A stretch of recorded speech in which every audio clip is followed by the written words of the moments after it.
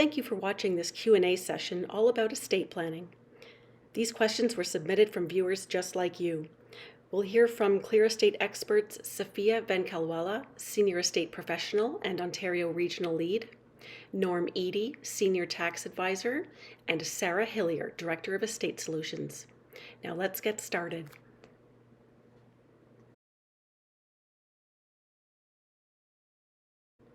What are the pitfalls of having an executor who lives in the U.S.? So having a foreign executor, it could be the US, it could be anywhere in the world, sometimes even out of province, can have, there's two things to consider here. There could be a tax consequence that the deceased didn't intend by naming a foreign executor. Sometimes there is a negative tax consequence, like a loss of an advantage you could have had here if the executor was within Ontario, and also a foreign tax implication. The second part to consider is a bond. So a bond is, if you think of it, the court is asking almost like for an insurance policy for the executor.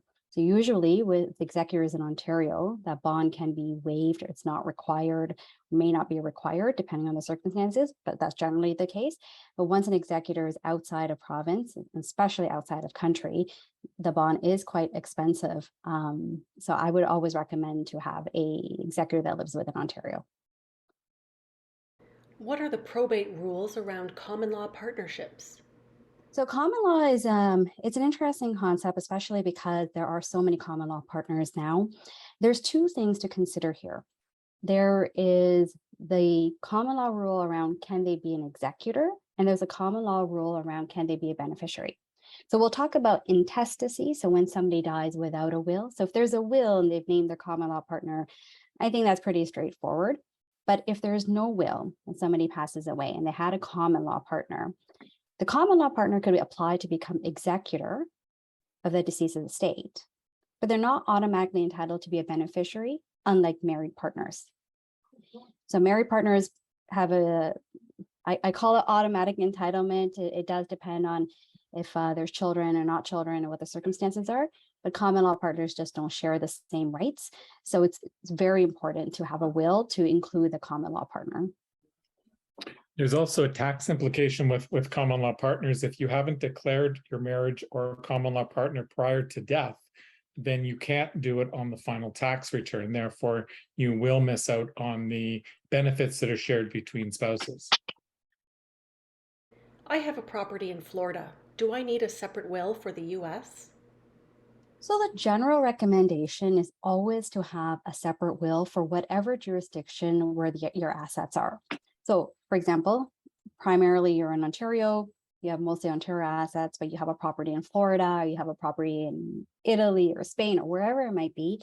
It is really important to get advice in those jurisdictions to figure out a few things. One, what are the consequences of not having a separate will there?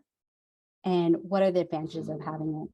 Generally, the advantages of having a separate will in that jurisdiction is twofold. There could be some tax advantages, and Norm, I'm not sure if you can speak to that. And the second one is it can move along the process quite quicker. So here, if you only had one will and you have this property in Florida, you would have to get the will probated here. And then there's another process that takes place in Florida versus if you had a separate will in Florida for that property, those two processes can run simultaneously. In addition, it allows you to name a US executor that has potential tax advantages and maybe potential bond advantages. Of course, I'm not familiar with Florida rules, but if I'm thinking similar to Ontario, there should be advantages to having a will that's only specific to Florida. And from a tax perspective, if you hold any foreign property greater than $100,000 Canadian, you do have to declare that on your income tax return.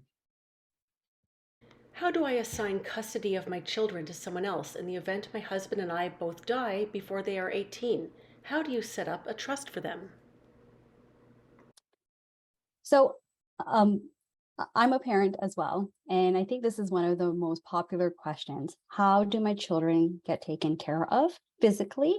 Not their property, not their assets, not the money part, but physically. If you have a will, you can specify who those individuals are, or just one individual. and they will get temporary custody of your children for 90 days. Within those 90 days, they have to apply for permanent custody. And the courts make that final decision. So, parents often say, well, no, why can't I specify who? Well, children always have rights and they need to be protected. Also, the person you might have named in your will currently might not be the best person 5 years down the road. Maybe they've moved, who knows, right? So ultimately the courts will decide. So that's the best way to, I would always say, have a will, name who you want, and then revisit that will regularly to make sure that still makes sense. In terms of how to set up a trust for them, so the trust, often people think of a trust as something really complex. The trust can be set up in the will. It's not something you have to physically go do currently. You don't have to go to an institution to do it. When your will is drafted, the trust provisions will say, if I pass away and my kids are the beneficiaries, I want this to happen. So I want them to get 10% at this age. I want them to get 25% at this age. And that's essentially what a trust is. And the trustee would then set up the trust at that time when you pass away. I just wanted to add that one of the complications I've seen arise is what you briefly mentioned there, Sophia, is that the guardian that you desire to act is actually not located in the same jurisdiction as you or where your children live. And that is something that I think is taken seriously by the court when they're considering who should be the permanent guardian is, should the children be moved from where they, live currently and have to change schools and things like that. So that's something that you might want to think about and even include in your will if you specifically want them to have that ability to move the children to a new jurisdiction. Yeah, absolutely. Also, from a tax perspective, you want to make sure that you specify if the trust is going to continue after the children go beyond the age of 18, you want to specify how the income in the trust is going to be distributed. So whether the income is going to be taxed back through to the individuals, or will it be taxed through the trust? My spouse and I have a second property, a year-round cottage, registered jointly. How can we minimize the capital gains when we die or sell it? We have 2 sons fighting over it. One has the money to buy it, the other does not, and they do not want to cooperate on joint ownership. So there's 2 parts to this question. And the first part is, how do you minimize tax? And Norm, you're probably the expert on this one. But Norm's favorite question. Yeah, Norm, do you want to speak to the first part of the question? I could talk about the 2 sons fighting. Yeah, so of course, with any secondary property, it is subject to capital gains, which is half the value. One way to help with this is to you can set up a trust before you die, and you can transfer the secondary property into the trust. That does help freeze the value of the trust, because the trust will purchase the property at the value, today's value if you're transferring it today. And then when you die, when it's sold, then it'll be the capital gains will be calculated on the selling value. In terms of the 2 sons fighting over it, a great way to avoid that is to put it into a trust and then allow the sons to rent the secondary property from the trust. The trust will collect the income and will pay the tax on that. And the only other thing I would add to that is, if you decide you don't want to transfer the property into a trust and they're truly fighting over it, and even renting the property might not be a solution, because sometimes they fight over things like that. Sometimes the best option is to just sell the property. And I know sometimes we are possessive of the items that we have, and we know that the market's really expensive. We can't buy that cottage again. But really, I've seen the situation where the parents are like, well, we'll let them figure it out, and it ends really, really, really badly. It deteriorates the relationship even further, and it might not be worth it. There's also an option perhaps where if one son can buy it out, perhaps the other son can get an equivalent cash value of the fair market value on the date of death. That's another option. So that's, I'm not talking about a trust, but so in your will, if you say this son will get this property, perhaps the other son can get an equivalent of that. So there are different ways to do it. It's not my favorite option either, but I would just say leaving them to fight over it is definitely not the best option. That's great, Sophia. I was going to add the same thing that, sometimes obviously when it comes to secondary properties, particularly recreational properties, cottages, like there's a lot of sentimental, attachment, which makes for it makes for an already potentially tense situation, like even more so, I think. So I was going to make the same suggestion that, practically speaking, if the kids are ultimately going to fight about it no matter what, then you may want to provide the instruction in your will that it be sold when the time comes, and not even give an option for them to figure it out. But I was going to say, if there's a chance that they may be able to figure out, not just with this circumstances, but maybe in a circumstances where they do both want to keep it and maintain it, that one thing that you may want to do is instruct them to actually have a co-ownership agreement. If they're going to share the property, they could have a co-ownership agreement set up, and that could even be conditional on the property being transferred to them, which would be a good way to help set them up for success in the future ownership of the property as well. And I think that's an important point too, because it's, I've seen time and time again where beneficiaries are fighting over things, and it's, pre-planning your will now while you're alive is a great opportunity, because you can specify in there exactly what you want to have happen.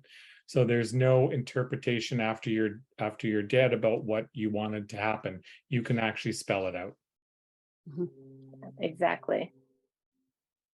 We do not have children. If we would like to include a layer of relatives in our will, do we need to specify the names? For example, all great nieces and nephews. There will likely be more born over the next few years. How can we ensure that they are included in our estate? I think for this question, can we specify categories of people? You can, but it should be specific. Like the definition still needs to be there. So for example, say this was me, I didn't have kids, and I want to leave everything to all the great nieces and nephews. It would be ideal for me to specify the children of whom. So let's remove the great, say it was just nieces and nephews. It would be ideal for me to say the children of so-and-so brother, the children of so-and-so sister, the children of so-and-so sister-in-law, so-and-so step brother, whatever it might be. So that's super clear. By leaving it vague, there's a few things, especially with blended families. It's not clear what you meant. If they're in-law nieces and nephews, it's not clear. And also, how about if somebody comes out of the woodworks and they have, there are great nieces and nephews from that person. So the definition of what you mean is super important. My divorce settlement includes a monthly payment. Does that end when I die? So generally for divorce, so spousal support, when the recipient passes away, the person receiving the spousal support, the payments come to an end, but not necessarily for the payor. So if I'm the one making spousal support payments to, say, my ex, whoever, just because I pass away doesn't mean that ends. It does depend on what I've left and are there assets and so forth. But if I'm the recipient receiving spousal support, it does end generally it does end when I pass away. And I think it's important to say too that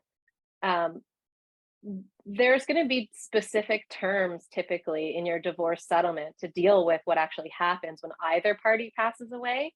And they're not all exactly the same, right? There's no template that is going to match everyone. So it's really something that you need to review your own personal settlement to understand that better.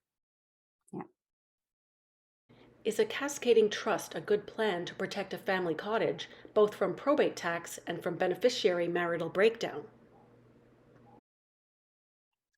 So to the best of my knowledge and belief, we don't have cascading trusts in Canada. I understand what a cascading trust is, but we don't generally have that. There are other types of trusts, and Norm touched on this a little bit earlier, like a living trust where you transfer the cottage property into it. And there's ways to, that minimizes probate tax. And then the beneficiary marital breakdown, again, the trust document would specify what happens and who gets it and what are the circumstances. So there are documents that can do that.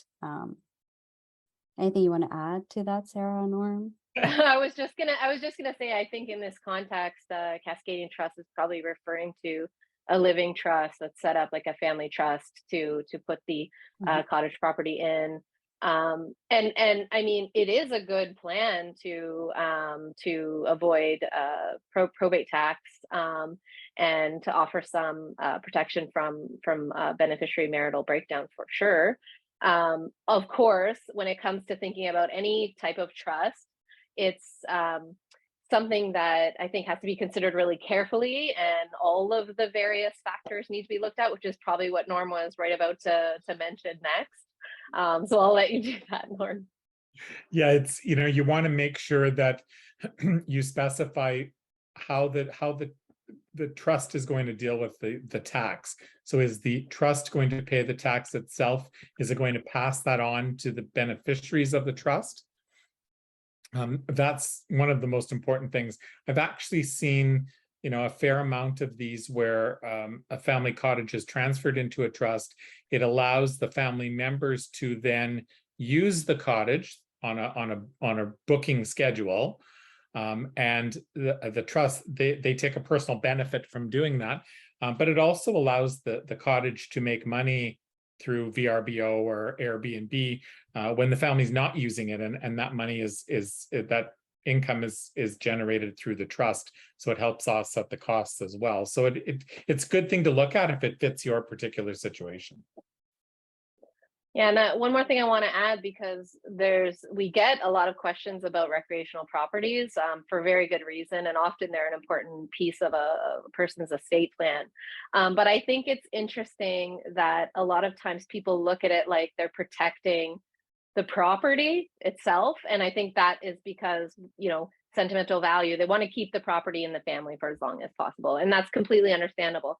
But back to our previous point, I always encourage people to think practically and logistically about their estate plan. And sometimes when we think about, maintaining and preserving that cottage property, we actually fail to think about, okay, am I actually protecting my beneficiaries by protecting the property?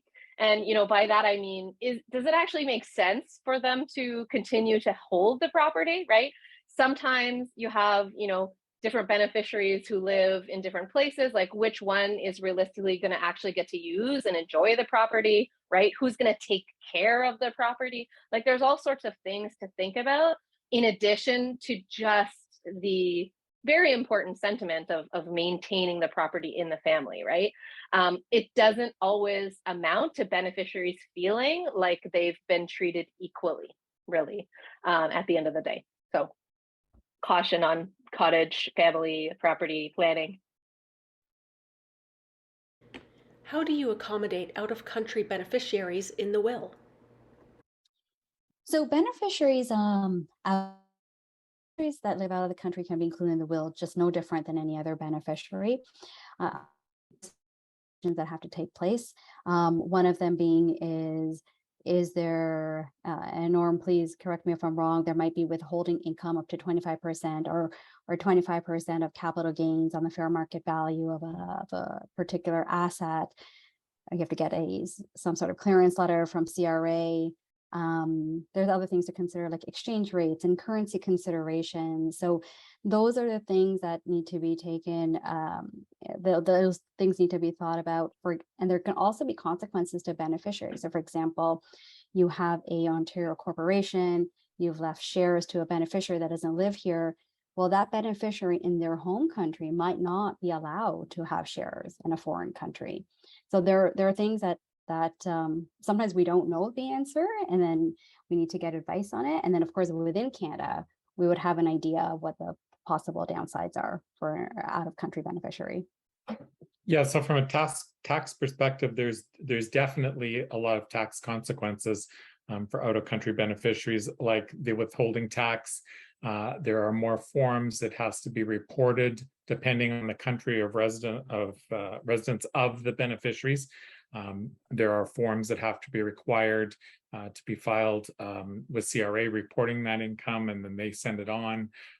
So it's quite complicated, and definitely from the beneficiaries' perspective, they want to get tax advice in their countries because, again, can be a lot of tax consequences. Is there a simpler process to file for probate for assets under $150,000? So there is a simpler process. It's called small estate certificate. It's meant to be faster and simpler. It's fairly new. Came out, I want to say, in the last 2-3 years. I've lost a little bit track of time with COVID, but fairly new. And it's meant for exactly that, a small estate. The only con I would say to that is the certificate makes it very clear on the assets that can be dealt with by the executor. So it can only be checking bank account at Royal Bank of Canada, for example. So if any other assets are discovered later, an amending application can be done. But other than that, it's definitely there for simpler estates, smaller estates. Which assets are taxable to heirs? Home, RIFs, LIFs, TFSAs, and non-registered plans? So basically, all registered plans are taxable to the deceased on the deceased final tax return. Tax-free savings accounts and cash are not in Canada taxable, as long as any other non-registered plans.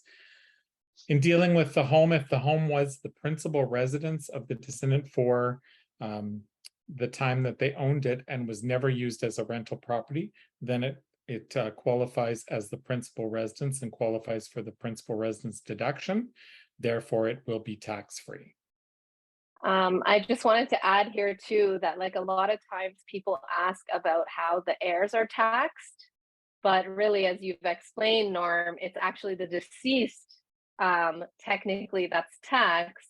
And then moving forward, if there's additional income that's actually continues to be earned, then that may be taxed in the estate or in the beneficiary's hands. But the answer is actually what assets are taxable to the heirs.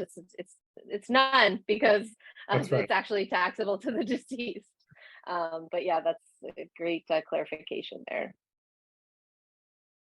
What tax planning can I do now to lessen the tax burden upon death?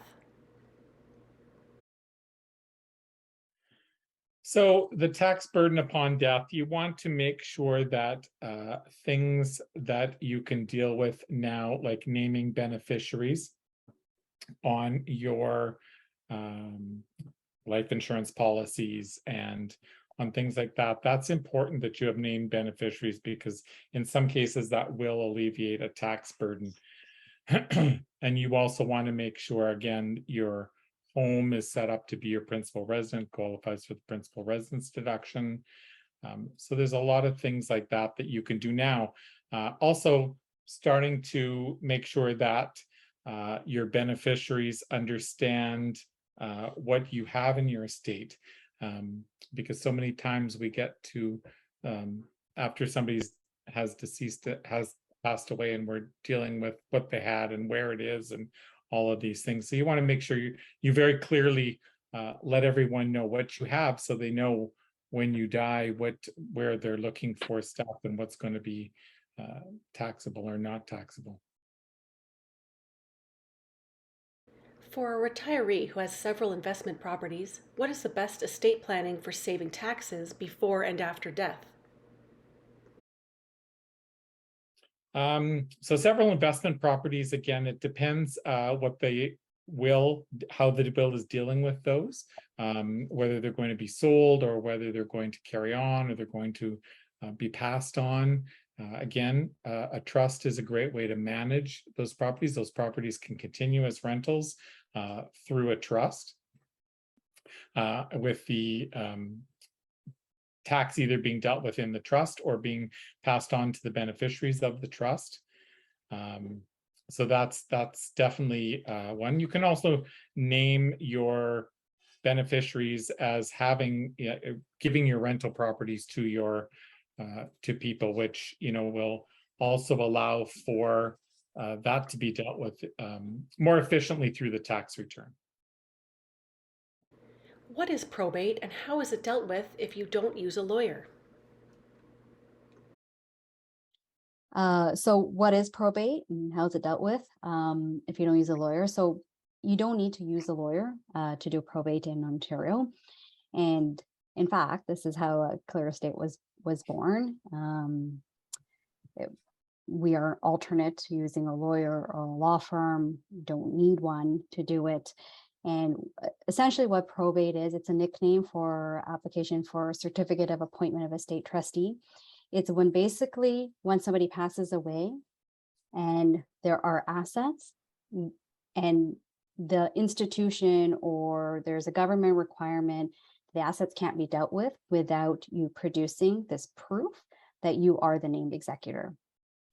And I think just to add a little bit to that as well, it's a process that is with the court, and to Sophia's point, you don't need a lawyer to do it. However, it may be advisable to seek professional guidance because it's not necessarily an easy process to navigate, and you do want to make sure that you're doing it correctly, so that you hopefully it will go smoothly, because there is information you're submitting that needs to be reviewed before the court will actually grant approval of it, and that process can take months to complete, which presents a bit of a challenge in the estate settlement, because of course, if the third parties are not willing to accept the instructions of the executor without probate, it leaves things in a bit of limbo, which also is another reason why it's really important to do thoughtful and careful estate planning, to think about the logistics of what's going to happen when you pass away. So just wanted to add that as well. This is my second marriage and I have 2 children. How do I protect my assets obtained prior to my marriage from being part of the will so that they only go to my children, not my stepchildren or my wife? Okay, so protecting assets obtained prior to your marriage from being part of a will. So there's kind of this is really 2 separate things we're talking about. Is the first is what obligations do you have to your married partner, and making sure that you're fulfilling those obligations, and or you have some type of domestic contract where you both set out what your obligations are to each other, different potentially from what's required under the law. So that's number one. In other words, you can't just say my married partner gets nothing, and I want my children to get everything without first thinking about what your legal obligations are to your married partner. Now, in terms of thinking about assets going to your children and not your stepchildren or your wife, what you can potentially consider doing, there's a couple of options, is providing you hold these assets in your name and they're not joint with your married partner, and you're not obligated to transfer all or part of these assets to them. If you were to pass away, you can just have them go through a trust that you set up during your lifetime. That's one consideration. And sometimes those are done to provide for a partner even. So sometimes there's a desire to make sure that your spouse still does have access to some funds, perhaps that they get the income. So there's ways to do it so that you can set it up so that they get income. And then either if it's a living trust you set up on your passing, it's, you have your ultimate beneficiaries of the trust. Or if it's a trust you set up in your will, you could set it up to go directly to your children. You could set it up so that it's a spousal trust and your spouse can have access to the funds and the income during their lifetime. And when they pass away, it actually goes to your children at that time. Or alternatively, if it's a particular type of asset where you can name a designated beneficiary, you could also consider doing that. But again, with the caveat that you always have to think about what are your legal obligations to your spouse and ensure that you're fulfilling those as well. What are the first steps in setting up a will? Okay, what are the first steps in setting up a will is actually, it sounds like a simple question, but I think it's a big one. And I actually think we have a couple of webinars that may be helpful for this purpose and talking about the actual process of estate planning. But I honestly would say I'm going to try to answer a simple question with a simple answer. Engage the right guidance is probably the most important first step for you to take in setting up your will. So, and by that I mean, think about who can potentially help you with this and how they would go about doing that. Preferably someone who specializes in estate planning and estate settlement. That's going to help you actually move through the process and provide you with information so that you can make informed decisions about what actually should go in your will. Because simply setting up a will, I think as we all know, is just not enough. You actually need to set it up in a way that accomplishes your intentions and is carefully set out. So professional guidance, I would say, is really the first step. And I also will say that sometimes it helps because I find that wills tends to be something that we know it's important to do and we want to do it and we have very good intentions to do it, but it gets put on the back burner. And that's just because we're all people and it's life.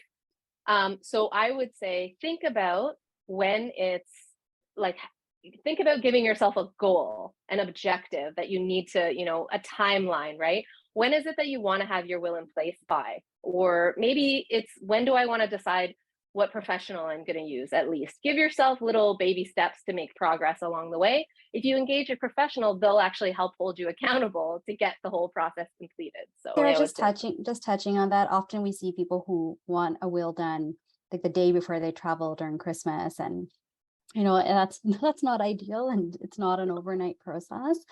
Yeah. So really, start that process when you have a little bit of free time, either it be fall or winter or summer, if you're a teacher, or whatever it might be. And I think soon as you engage the professional and you're committed, the rest will fall into place. The hardest step is actually just picking up the phone or whatever it is and saying, yes, I am engaging you to do this. Yeah, and I think also it really lifts that overwhelm off of you as well, right? Because part of the reason why things stall is because there's a lot of information and a lot of things to think about and decisions to make, and sometimes big impactful decisions, right, that we worry about. So I think engaging a professional will help hold you accountable and to actually complete the process and alleviate that burden too.